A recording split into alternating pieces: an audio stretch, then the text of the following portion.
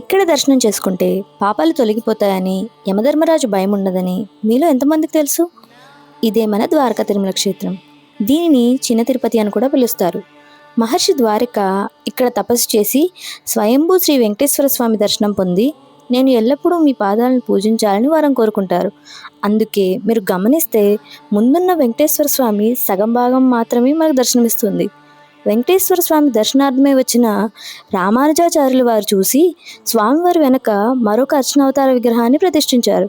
ఇక్కడ విశేషం ఏంటంటే, సాధారణంగా అన్ని ఆలయాల్లో దేవుడు తూర్పు దిశలో దర్శనమిస్తారు.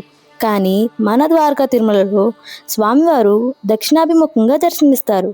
దక్షిణాభిముఖ దర్శనం వల్ల పాపాలు తొలగిపోతాయని, యమధర్మరాజు భయం ఉండదని భక్తులు విశ్వసిస్తారు.